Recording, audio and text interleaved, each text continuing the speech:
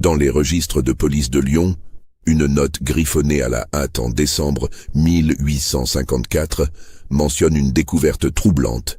7 certificats de mariage au nom de Martha Durand, tous datés de la même année, et 7 certificats de décès correspondants. Mais ce qui glaça le sang de l'inspecteur Chevalier, ce fut cette phrase inscrite dans le carnet de cuisine retrouvé dans sa pension. La viande de François était tendre, celle de Jean-Baptiste un peu coriace, mais Édouard avait le goût le plus délicat. Si cette histoire vous intrigue déjà, abonnez-vous à notre chaîne et dites-nous en commentaire de quelle ville vous nous écoutez. Car ce que nous allons découvrir ensemble pourrait bien remettre en question tout ce que vous croyez savoir sur les limites de la nature humaine. L'hiver de 1854 fut particulièrement rigoureux dans la région lyonnaise. Les manufactures de soie tournaient au ralenti, les ouvriers se serraient dans les traboules humides, et la misère poussait nombre de familles vers les faubourgs où la vie coûtait moins cher. C'est dans ce contexte que Martha Durand, veuve de 42 ans, tenait sa pension de famille rue des Marronniers, une artère étroite qui serpentait entre les collines de la Croix-Rousse et les quais de la Saône. La pension Durand n'avait rien d'exceptionnel à première vue. Une bâtisse de 3 étages aux murs de pierre grise, aux fenêtres étroites encadrées de volets verts délavés par les ans. Au rez-de-chaussée, une salle commune où flottaient en permanence les arômes du pot-au-feu que Martha préparait dans son imposante marmite de fonte, héritée de sa grand-mère. Cette marmite, d'une taille inhabituelle même pour une pension, pouvait nourrir facilement une vingtaine de personnes. Martha en était fière, la bichonnant chaque soir, la frottant jusqu'à ce que le métal noir brille sous la lueur des chandelles. Les pensionnaires de Martha étaient un mélange hétéroclite typique de l'époque. Quelques tisserands venus tenter leur chance en ville, un comptable aux lunettes épaisses qui notait méticuleusement ses dépenses dans un carnet de cuir, une institutrice venue de province chercher un poste, et parfois des voyageurs de commerce de passage. Tous vantaient la cuisine de Martha, notamment son pot-au-feu du dimanche, si riche et savoureux qu'on en redemandait systématiquement. Martha elle-même était une femme aux traits harmonieux mais fatigués, aux cheveux châtains toujours tirés en chignon strict, aux mains rougies par le travail et étonnamment forte pour son apparence délicate. Veuve depuis 5 ans, elle avait repris la pension tenue autrefois par son défunt mari, Pierre Durand, mort dans un accident de charrette sur les pavés glissants du vieux Lyon. Les voisins la décrivaient comme une femme travailleuse, discrète, toujours vêtue de noir ou de gris sombre, qui saluait poliment mais n'encourageait pas les bavardages.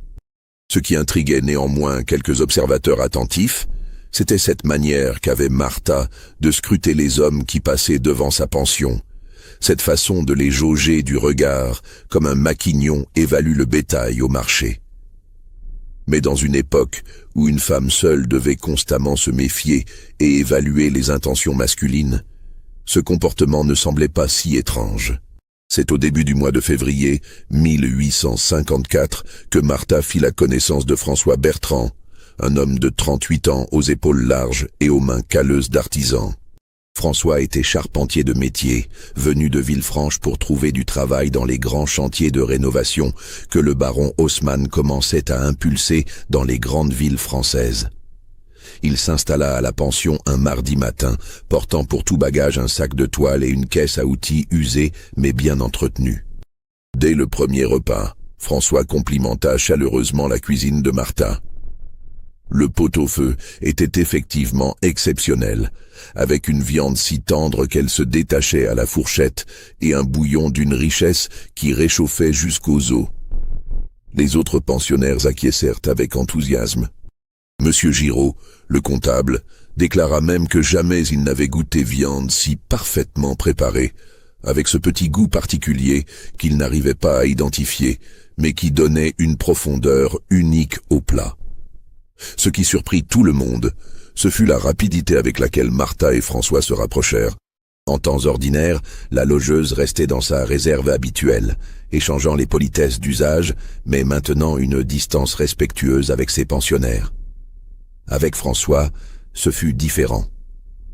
Elle s'attardait à sa table le soir, lui resservait généreusement de son pot-au-feu. s'enquérait de sa journée de travail avec une attention qui ne passa pas inaperçue.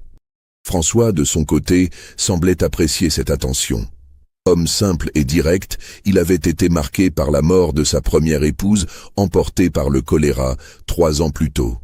La sollicitude de Martha, sa cuisine remarquable et la propreté méticuleuse de sa pension lui donnaient le sentiment d'avoir enfin trouvé un foyer stable.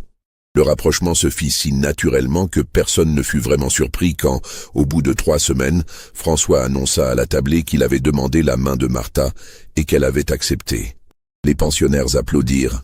Monsieur Giraud offrit une bouteille de vin de sa réserve personnelle et mademoiselle Pichon, l'institutrice, évoqua avec émotion la beauté des unions nées de l'affection mutuelle plutôt que des seules convenances sociales. Le mariage eut lieu le 20 mars 1854 dans la petite église Saint-Nizier, en présence des pensionnaires qui tenaient lieu de famille aux époux. François avait revêtu son unique costume du dimanche, Martha, une robe gris perle sobre mais élégante qu'elle avait confectionnée elle-même. Le prêtre, l'abbé Rousseau, bénit leur union en évoquant les joies de la vie commune et l'entraide mutuelle face aux épreuves de l'existence. Ce fut 15 jours plus tard que François tomba malade. Cela commença par une fatigue inhabituelle. François, d'ordinaire si énergique qu'il se levait avant l'aube pour se rendre sur les chantiers, peinait à sortir du lit. Il attribuait d'abord cette lassitude à un surcroît de travail. Il venait d'être embauché sur un grand chantier près de Bellecour et les journées étaient longues. Mais rapidement, d'autres symptômes apparurent. Des nausées, des crampes d'estomac, une pâleur croissante qui inquiéta Martha.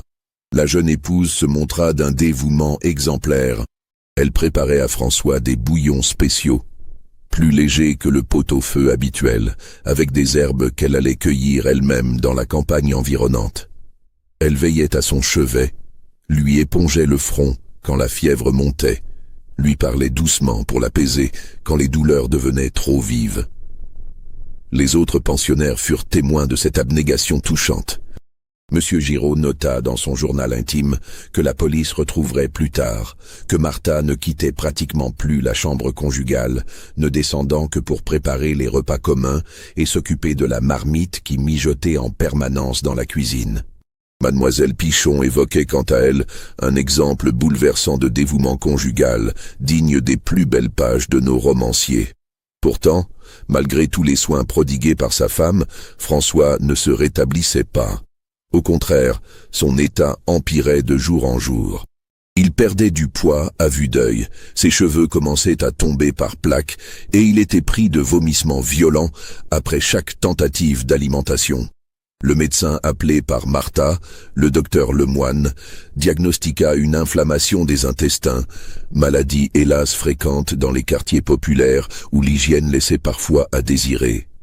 François mourut le 23 avril 1854, soit exactement 1 mois et 3 jours après son mariage.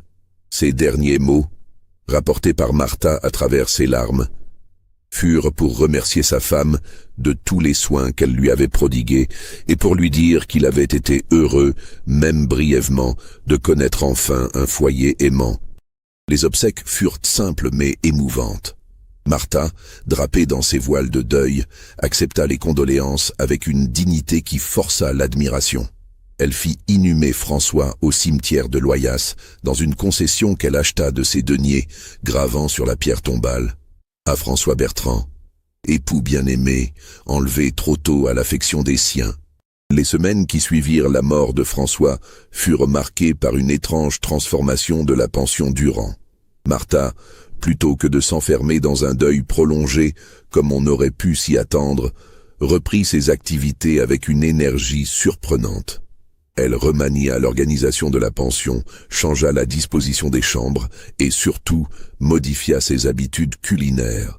Le pot-au-feu du dimanche, qui était déjà réputé, atteignit soudain des sommets de saveur qui stupéfièrent les pensionnaires. La viande était d'une tendreté exceptionnelle, le bouillon d'une richesse incomparable, et cette saveur mystérieuse que M. Giraud avait déjà remarquée se fit plus prononcée encore. Quand on questionnait Martha sur son secret, Elle répondait en souriant qu'elle avait simplement perfectionné une ancienne recette de famille, transmise de mère en fille depuis des générations. Ce qui intriguait davantage, c'était l'attitude de Martha envers sa marmite de fonte. Cette marmite, déjà précieuse à ses yeux du vivant de François, était devenue l'objet d'un soin quasi religieux. Elle la nettoyait elle-même, n'autorisant personne d'autre à la toucher, la frotter avec des huiles spéciales qu'elle se procurait chez un apothicaire du quartier Saint-Jean. Elle prétendait que le secret d'un bon pot-au-feu résidait dans le culottage parfait de la fonte qui devait absorber les saveurs au fil des cuissons pour les restituer ensuite. Plus troublant encore était le comportement de Martha avec les bouchers du quartier. Alors qu'elle s'approvisionnait autrefois chez le même fournisseur, Monsieur Bachelier, établi rue Mercière depuis 20 ans, elle se mit à fréquenter d'autres commerces, parfois fort éloignés de sa pension. Elle commandait des morceaux inhabituels, demandant spécifiquement certaines coupes de viande que les bouchers eux-mêmes jugeaient peu conventionnelles pour un pot-au-feu. L'un de ces bouchers, Antoine Maréchal, qui tenait échoppe près des halles centrales, confia plus tard à l'inspecteur Chevalier que Martha lui passait des commandes étranges. Elle voulait notamment de gros os à moelle, des jarrets particulièrement charnus et surtout, elle insistait pour que la viande soit découpée de manière très spécifique en demandant qu'on sépare bien les différents types de muscles. Quand Maréchal lui faisait remarquer que ces découpes n'étaient pas optimales pour un ragoût, Martha répondait qu'elle avait ses propres méthodes de cuisson. Mais ce qui marqua véritablement l'entourage de Martha, ce fut sa propension soudaine à accepter de nouveaux pensionnaires masculins.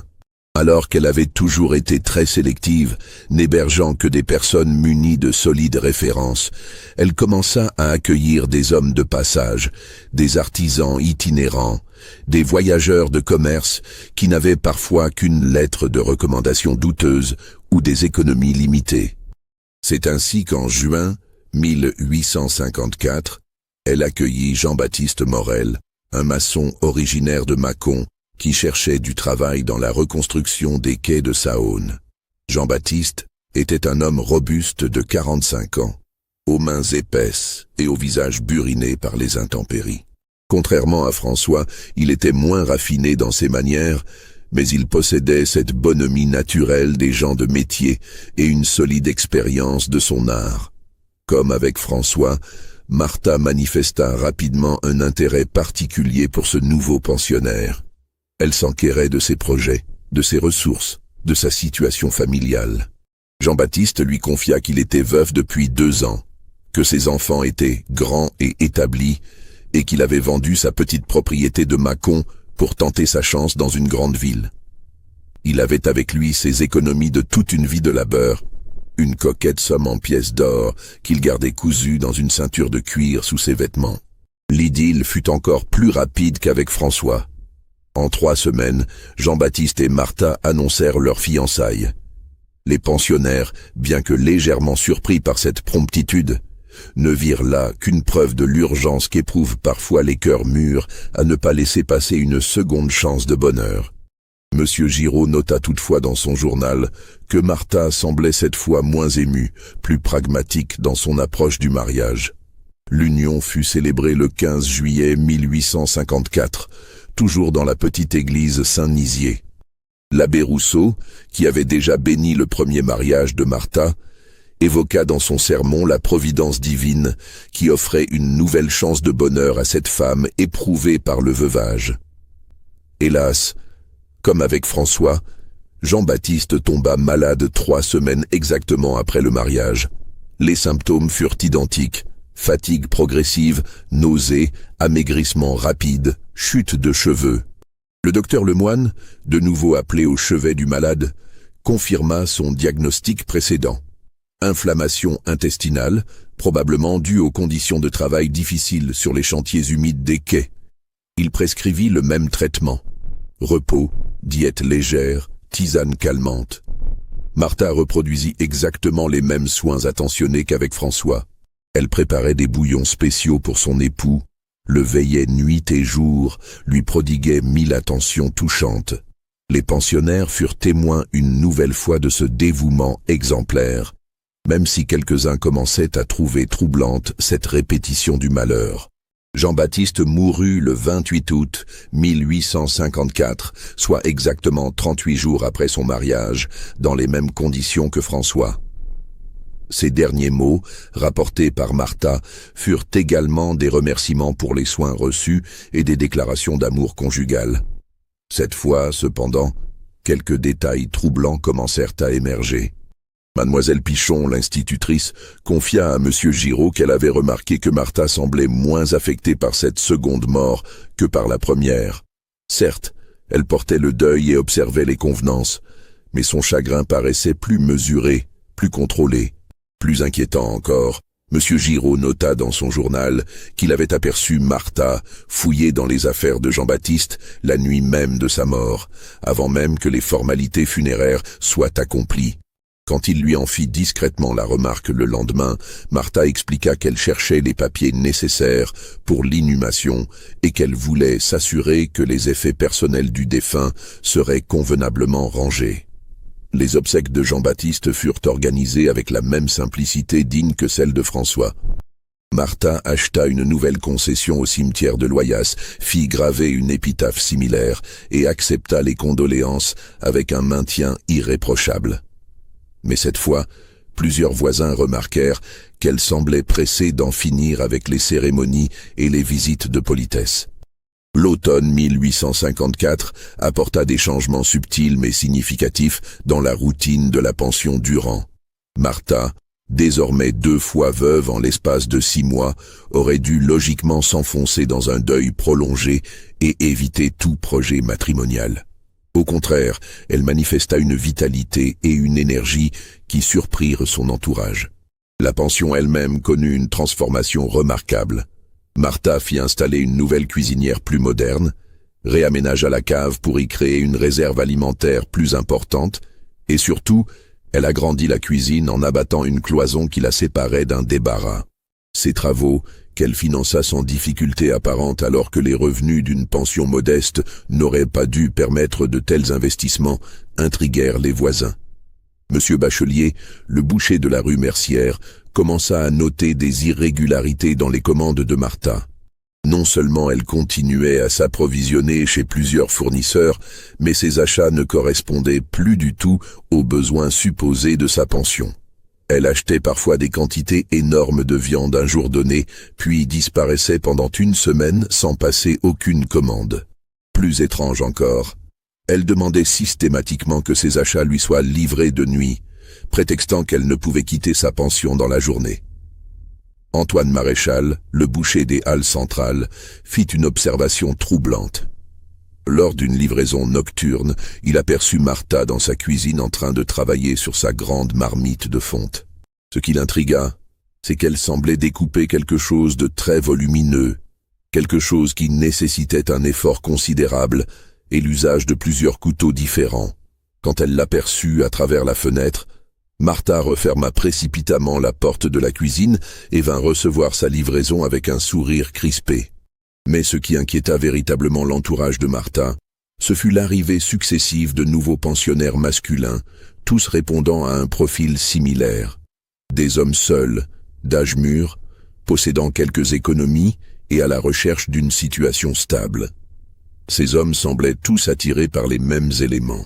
La réputation culinaire de Martha, la propreté de sa pension, et surtout ce fameux pot-au-feu du dimanche dont la renommée commençait à dépasser les limites du quartier. Le premier de ces nouveaux pensionnaires fut Édouard Grandjean, un ancien soldat de 43 ans qui avait servi en Algérie et cherchait à se reconvertir dans le commerce. Édouard possédait une pension militaire et surtout un petit pécule constitué au cours de ses campagnes coloniales, notamment quelques bijoux et pièces d'or rapportés d'Afrique du Nord. Il s'installa à la pension fin septembre, séduit comme les autres par l'accueil chaleureux de Martha et la qualité exceptionnelle de sa cuisine. L'histoire se répéta avec une précision troublante.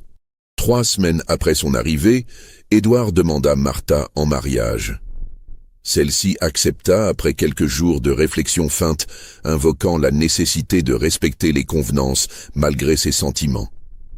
Le mariage eut lieu le 20 octobre 1854. Toujours en l'église Saint-Nizier, devant les mêmes témoins désormais habitués à ces cérémonies rapprochées.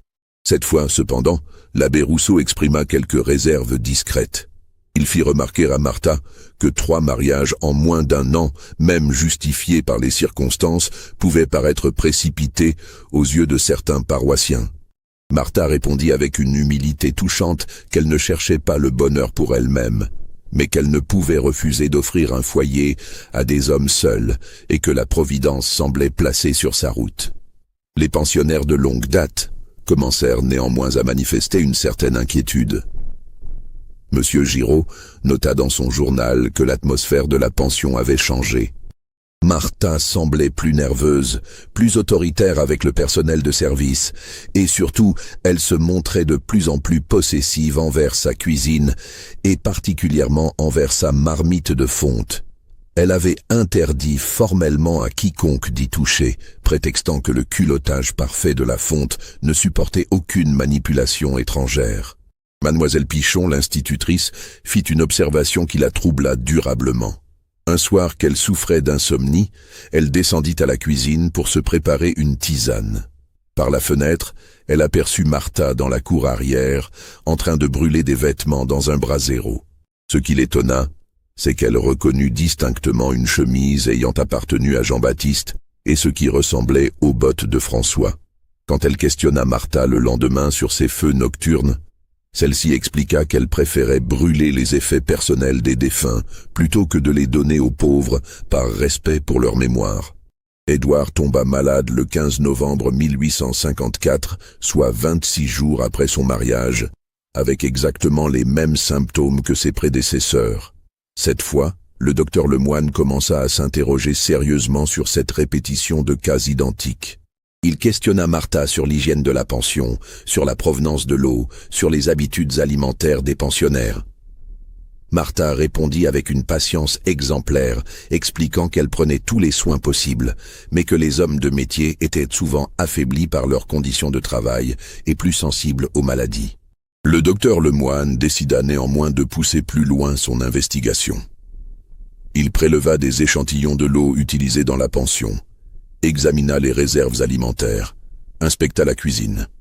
Tout lui parut parfaitement normal, à l'exception de cette marmite de fonte que Martha refusait catégoriquement qu'il examine, prétextant qu'elle venait de la nettoyer avec des produits spéciaux et qu'il ne fallait pas y toucher sous peine d'altérer son culottage. Édouard mourut le 6 décembre 1854 dans les mêmes conditions que François et Jean-Baptiste.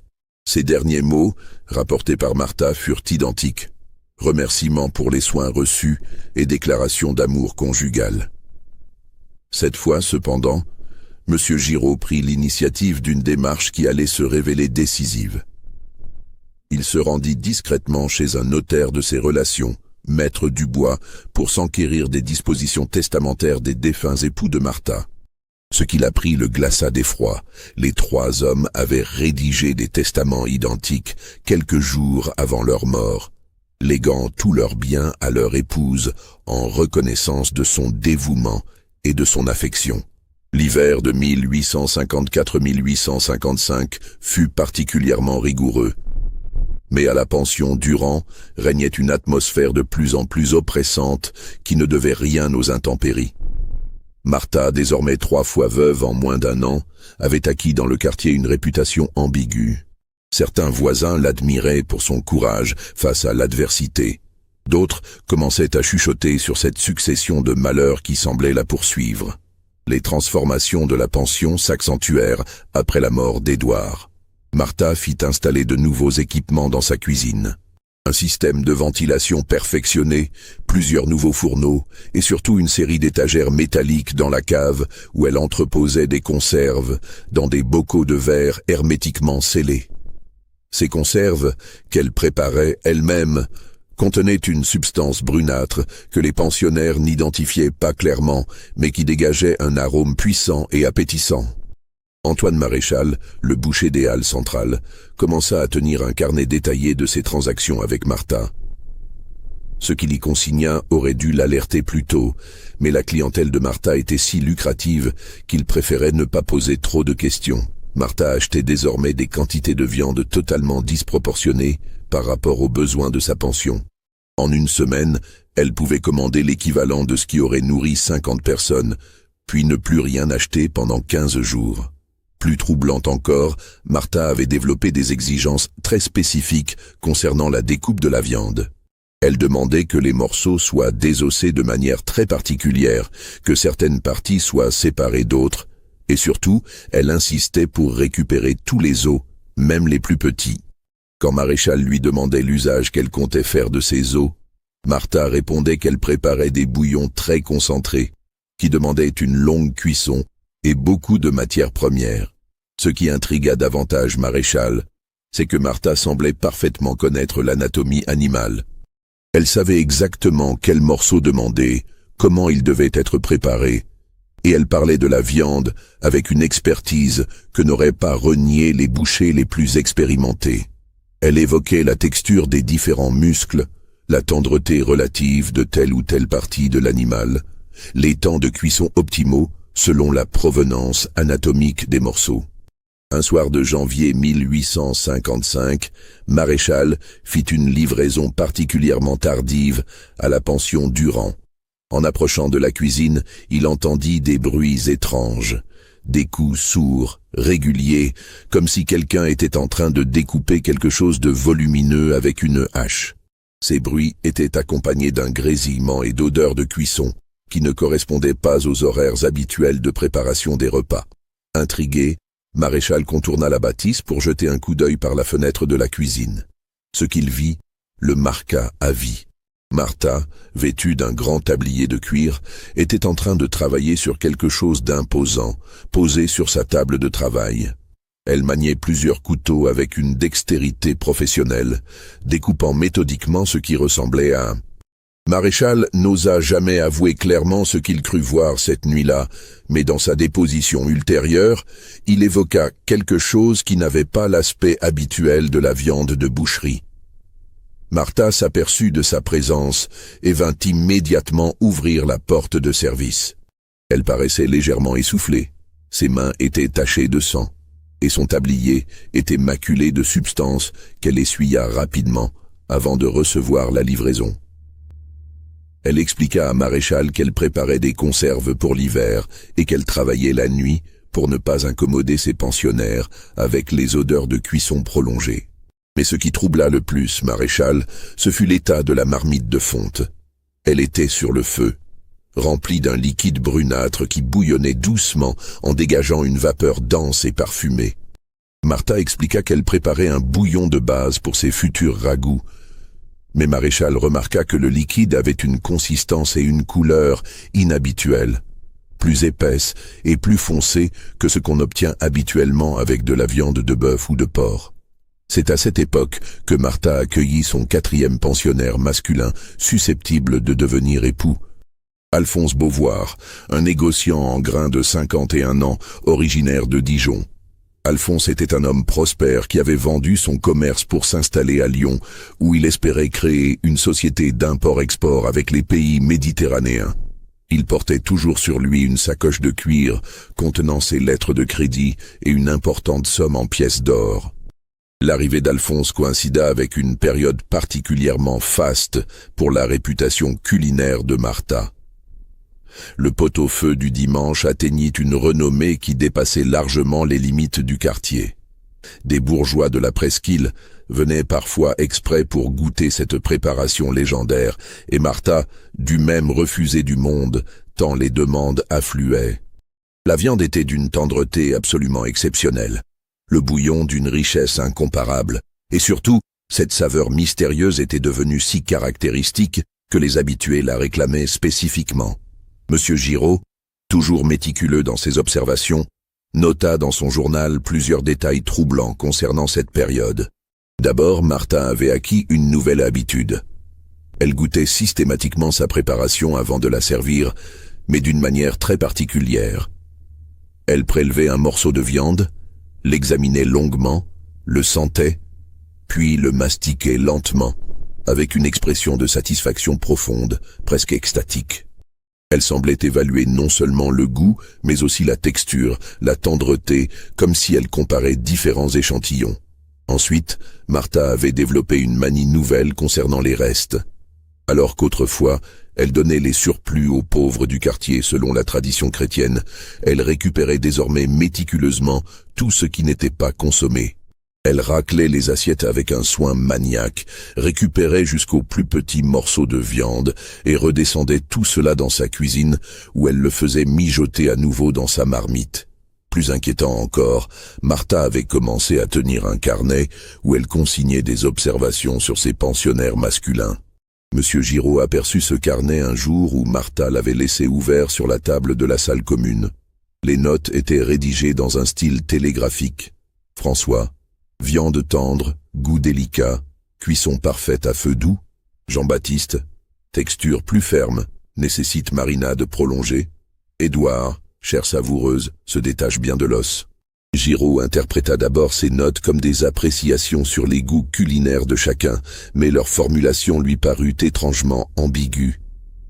L'idylle entre Martha et Alphonse suivit le schéma désormais familier, mais avec une particularité nouvelle. Martha sembla évaluer son nouveau prétendant avec une attention presque scientifique. Elle s'enquérait discrètement de ses habitudes alimentaires, de sa corpulence, de son état de santé général. Elle lui faisait préparer des portions spéciales, prétextant vouloir améliorer son ordinaire, mais Giraud remarqua qu'elle l'observait manger avec une intensité troublante. Alphonse, homme d'affaires habitué à jauger ses interlocuteurs, nota lui aussi certains détails étranges dans le comportement de Martha. Dans une lettre qu'il écrivit à son notaire dijonnais quelques jours avant sa mort, et que celui-ci transmit plus tard à la police, Alphonse évoquait des manières particulières de malogeuse, qui semblent parfois m'étudier comme un maquignon examine le bétail. Il mentionnait aussi une préoccupation excessive pour ma santé et mon appétit, qui dépasse les attentions normales d'une hôtesse. Le mariage d'Alphonse et Martha fut célébré le 15 février 1855. Cette fois, l'abbé Rousseau exprima ouvertement ses réserves. Il convoqua Martha à l'église quelques jours avant la cérémonie pour un entretien privé où il évoqua les rumeurs qui commençaient à circuler dans le quartier sur cette succession de mariages suivis de décès. Martha répondit avec une humilité et une piété exemplaires, invoquant la volonté divine et son devoir chrétien d'assistance aux hommes seuls. Cependant, l'abbé Rousseau nota dans son registre paroissial une observation qui prendrait plus tard une résonance sinistre. Cette femme parle de ses défunts époux avec une étrange sérénité, presque comme si elle évoquait des souvenirs agréables plutôt que des deuils. Il y a dans son regard une satisfaction que je n'arrive pas à interpréter, mais qui me met mal à l'aise. Alphonse tomba malade le 8 mars 1855, exactement 21 jours après son mariage. Cette fois, les symptômes furent plus violents que chez ses prédécesseurs. Aux nausées et à l'amaigrissement s'ajoutèrent des convulsions, des saignements de nez et une détérioration physique si rapide que le docteur Lemoine commença sérieusement à soupçonner un empoisonnement. Le médecin demanda à examiner tout ce qu'Alphonse avait ingéré dans les jours précédant sa maladie. Martha lui présenta les restes des bouillons spéciaux qu'elle préparait pour son époux, des tisanes aux herbes qu'elle cueillait elle-même, et même des échantillons du pot-au-feu familial. Le docteur Lemoine fit analyser ces substances par un pharmacien de ses relations, mais les examens ne révélèrent rien d'anormal. Cependant, le pharmacien, M. Joubert, fit une observation troublante. Les échantillons de viande prélevés dans le pot-au-feu présentaient une composition inhabituelle. Certes, il s'agissait bien de chair animale, mais les fibres musculaires avaient une structure qu'il n'arrivait pas à identifier précisément. Il évoqua la possibilité que Martha utilisât des viandes exotiques, peut-être du gibier rare ou des morceaux provenant d'animaux inhabituels. Alphonse mourut le 25 mars 1855, après 17 jours d'agonie. Ses derniers mots furent différents de ceux de ses prédécesseurs. Dans ses délires fiévreux, il répétait sans cesse « la marmite », et semblait terrifié à l'idée qu'on lui serve à manger. Martha expliqua au docteur Lemoine que la maladie avait sans doute altéré l'esprit de son époux, qui associait désormais la nourriture à ses souffrances. Cette fois, les obsèques d'Alphonse donnèrent lieu à des scènes troublantes. Plusieurs commerçants du quartier, inquiets de cette succession de décès, se présentèrent spontanément au cimetière. Ils questionnèrent discrètement Martha sur les circonstances exactes de la mort de son époux, sur les soins qu'elle lui avait prodigués, sur les médications utilisées. Martha répondit à toutes ces questions avec une patience et une précision qui forcèrent l'admiration. Mais plusieurs témoins notèrent qu'elle semblait plus préoccupée par l'organisation pratique des funérailles que par le chagrin. Plus troublante encore, Antoine Maréchal remarqua que Martha avait fait des achats de viande considérables dans les jours précédant la mort d'Alphonse, puis qu'elle avait complètement cessé ses commandes pendant une semaine. Quand elle reprit ses achats, ce fut avec des quantités inhabituellement importantes et des demandes très spécifiques concernant la découpe et la préparation de la viande. Le printemps de 1855 marqua un tournant décisif dans l'histoire de la pension Durand.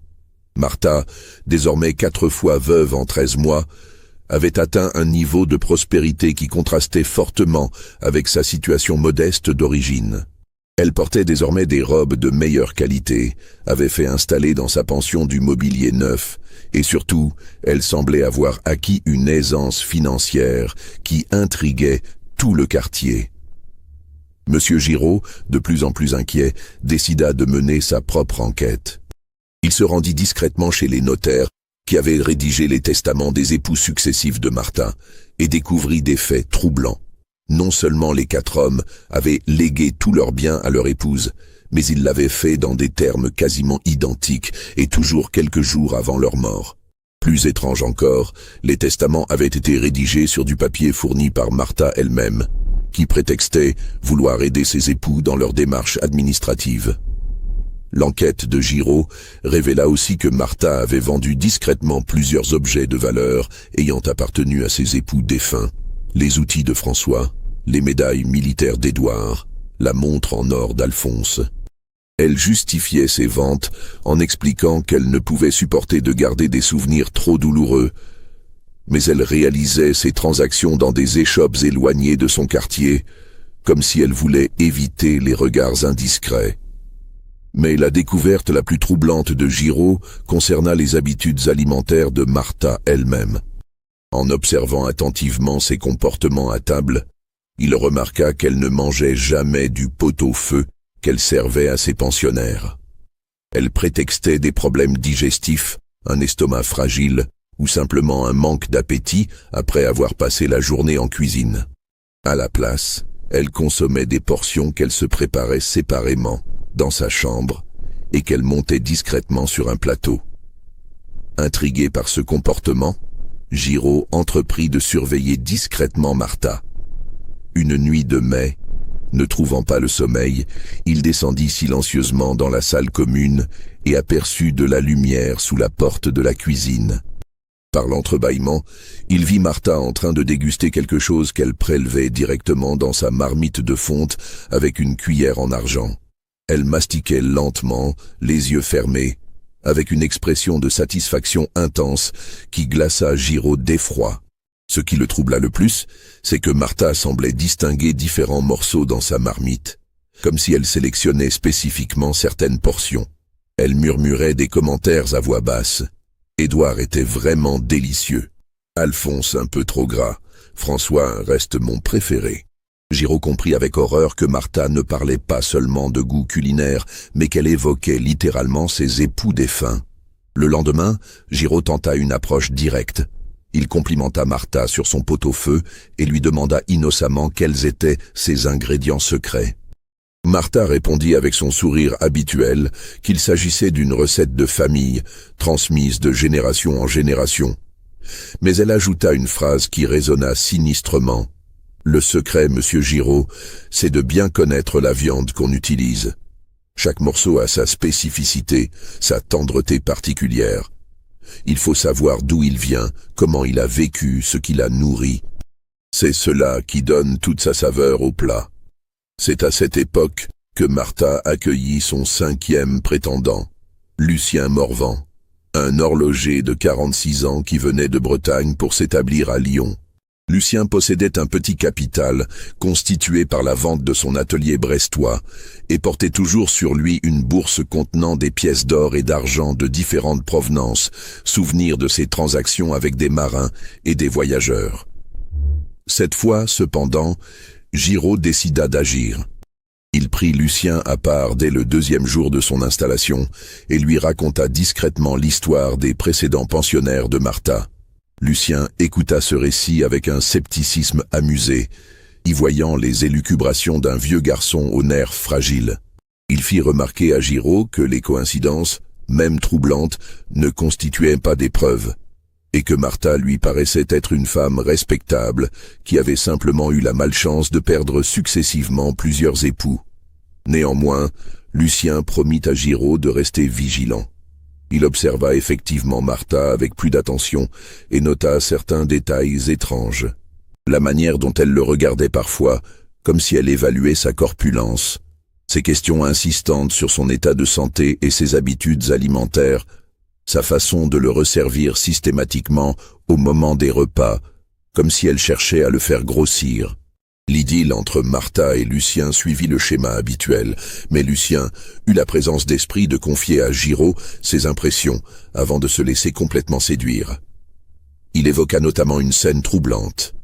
Martha lui montrant sa marmite de fonte avec une fierté presque maternelle, caressant le métal noir, en expliquant que cet ustensile était nourri par toutes les cuissons précédentes et que chaque préparation ajoutait sa saveur aux suivantes. Le mariage de Martha et Lucien fut célébré le 15 juin 1855.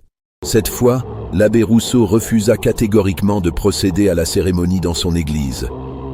Il avait été alerté par plusieurs paroissiens et ne pouvait plus ignorer les rumeurs qui circulaient sur Martha. Il orienta le couple vers une église voisine où officiait un prêtre moins regardant sur les antécédents de ses ouailles. Giraud assista au mariage avec une appréhension croissante. Dans son journal, il nota « J'ai le sentiment d'assister aux préparatifs d'un meurtre plutôt qu'à une cérémonie de mariage. Martha a dans le regard une satisfaction qui n'a rien de matrimonial. Elle semble déjà savourer quelque chose qui n'est pas encore arrivé. » Effectivement, Lucien tomba malade le 5 juillet 1855, soit 20 jours exactement après son mariage. Cette fois, Giraud était prêt. Il avait discrètement contacté l'inspecteur Chevalier, un policier de ses relations, et l'avait informé de ses soupçons. Quand Lucien commença à présenter les symptômes familiers, Chevalier lança immédiatement une surveillance discrète de la pension. Ce que découvrirent les policiers dépassa leurs plus sombres anticipations. En fouillant discrètement la cave de la pension, ils trouvèrent une réserve de bocaux contenant des substances carnées dans un liquide de conservation. L'analyse de ces conserves révéla qu'il s'agissait effectivement de chair humaine, préparée et conditionnée, avec un soin méticuleux. Plus horrifiant encore, les policiers découvrirent dans la chambre de Martha un carnet détaillé où elle consignait ses recettes et ses appréciations gustatives. Ce carnet contenait des notes précises sur chacun de ses époux, leur poids, leur corpulence, la qualité de leur chair, les meilleures méthodes de préparation, les temps de cuisson optimaux. Martha avait développé une véritable expertise culinaire appliquée à la chair humaine. Le carnet révélait aussi la méthode utilisée par Martha pour empoisonner ses victimes. Elle utilisait une préparation à base d'arsenic qu'elle mélangeait aux tisanes et aux bouillons spéciaux qu'elle préparait pour ses époux malades. L'arsenic provoquait une dégradation progressive de l'organisme, mais laissait la chair parfaitement consommable après cuisson prolongée. L'arrestation de Martha Durand eut lieu le 15 juillet 1855, alors qu'elle s'apprêtait à servir ce qui aurait été le dernier repas de Lucien Morvan. Les policiers intervinrent au moment où elle descendait de sa chambre avec un bol de bouillon destiné à son époux agonisant. L'analyse immédiate de ce bouillon révéla une concentration d'arsenic suffisante pour tuer un cheval. Lucien Morvan survécut de justesse à son empoisonnement. Hospitalisé d'urgence, il mit plusieurs semaines à se remettre, mais il put témoigner des derniers agissements de Martha. Il confirma notamment que sa femme lui avait fait ingérer de force des bouillons au goût étrange dans les derniers jours, prétextant accélérer sa guérison. La fouille complète de la pension révéla l'ampleur horrifiante des crimes de Martha. Dans sa cave, les policiers découvrirent non seulement les conserves de chair humaine, mais aussi des ossements soigneusement découpés, des vêtements ayant appartenu aux victimes, et surtout, des documents prouvant que Martha avait méthodiquement dépouillé ses époux de tous leurs biens avant de les assassiner. L'examen de la fameuse marmite de fonte fut particulièrement révélateur. Malgré les nettoyages répétés, les analyses chimiques détectèrent des traces de chair humaine incrustées dans le métal poreux de la fonte. Le légiste établit que cette marmite avait servi à cuire de la chair humaine à de multiples reprises, confirmant que Martha servait effectivement à ses pensionnaires des ragoûts contenant les restes de ses époux assassinés. Le témoignage d'Antoine Maréchal, le boucher des Halles centrales, apporta des éléments cruciaux à l'enquête. Il révéla que Martha achetait de la viande de porc en quantités importantes, non pas pour sa consommation, mais pour la mélanger à la chair humaine et masquer ainsi le goût particulier. Elle avait développé un véritable art du camouflage gustatif, utilisant des épices spécifiques et des techniques de cuisson qui rendirent la chair humaine indétectable dans ses préparations. Plus troublant encore, l'enquête révéla que Martha n'était pas une empoisonneuse ordinaire poussée par la cupidité. Ses carnets intimes, découverts dans sa chambre, montraient qu'elle éprouvait un plaisir authentique à consommer la chair de ses victimes. Elle avait développé une véritable perversion culinaire, considérant chaque époux comme une expérience gastronomique unique. Les témoignages des anciens pensionnaires, notamment de M. Giraud et de Mlle Pichon, confirmèrent que tous avaient consommé, sans le savoir, de la chair humaine pendant des mois. Cette révélation provoqua un traumatisme collectif dans le quartier. Plusieurs personnes furent hospitalisées pour des crises nerveuses. D'autres quittèrent définitivement Lyon, incapables de supporter l'idée d'avoir été involontairement cannibales. Le procès de Martha Durand s'ouvrit le 15 octobre 1855 devant la cour d'assises du Rhône. L'affaire attira une foule considérable, mélange de bourgeois curieux et de badauds attirés par le caractère extraordinaire du crime. Martha comparut avec un calme qui impressionna même ses juges. Vêtue d'une robe noire sobre, les cheveux tirés en chignon strict, elle répondait aux questions avec une précision troublante, détaillant ses méthodes sans manifester le moindre remords. Ce qui frappa le plus les observateurs, ce fut la manière dont Martha parlait de ses crimes. Elle ne niait rien, mais présentait ses actes comme l'aboutissement logique d'une recherche culinaire perfectionniste. Elle expliqua au tribunal qu'elle avait découvert par hasard, lors de la préparation du corps de son premier mari, Pierre Durand, que la chair humaine possédait des qualités gustatives exceptionnelles. Cette découverte avait éveillé en elle une curiosité qui s'était progressivement transformée en obsession. Martha révéla aussi qu'elle avait étudié des ouvrages médicaux et anatomiques pour perfectionner ses techniques de découpe. Elle savait exactement quels morceaux choisir selon l'âge et la corpulence de ses victimes, comment attendrir la viande par des marinades appropriées, quelles épices utiliser pour sublimer les saveurs naturelles. Elle avait transformé le meurtre et le cannibalisme en un art culinaire raffiné. Le verdict tombé le 28 octobre 1855, Martha Durand était reconnue coupable de 5 tentatives d'empoisonnement avec préméditation, dont 4 ayant entraîné la mort, et de profanation de cadavres. Elle fut condamnée à la peine de mort par décapitation. L'exécution eut lieu le 15 novembre 1855 sur la place Bellecour, devant une foule immense venue assister au châtiment de celle que la presse avait surnommée la veuve cannibale de Lyon. Martha monta à l'échafaud avec la même sérénité qu'elle avait manifestée tout au long de son procès. Ces derniers mots, rapportés par le bourreau, furent « J'espère que vous ne gâcherez pas ma dépouille. Elle a été nourrie des meilleures viandes. » La pension Durand fut fermée immédiatement après l'arrestation de Martha. La bâtisse resta vide pendant des années, aucun acquéreur n'osant s'y installer. La fameuse marmite de fonte fut détruite publiquement sur ordre du tribunal, mais la légende raconte que des morceaux du métal furent récupérés clandestinement par des collectionneurs morbides. Les conséquences psychologiques de l'affaire Durand se firent sentir pendant des décennies dans le quartier. Plusieurs anciens pensionnaires développèrent des troubles alimentaires durables, incapables de consommer de la viande sans revivre l'horreur de leur cannibalisme involontaire. Monsieur Giraud, traumatisé par sa découverte, quitta Lyon pour s'installer en province où il mourut quelques années plus tard, rongé par les remords de n'avoir pas agi plus tôt. L'enquête officielle établit que Martha Durand avait servi de la chair humaine à au moins 70 personnes différentes au cours de l'année 1854. Tous ces involontaires cannibales furent contactés par les autorités, mais beaucoup préférèrent émigrer plutôt que d'affronter le scandale et le dégoût de leur entourage. Aujourd'hui encore, l'affaire Martha Durand reste l'un des crimes les plus troublants de l'histoire lyonnaise. Les archives judiciaires conservent les témoignages détaillés, les pièces à conviction, et surtout ce carnet de recettes macabres qui continue d'horrifier les chercheurs qui l'étudient.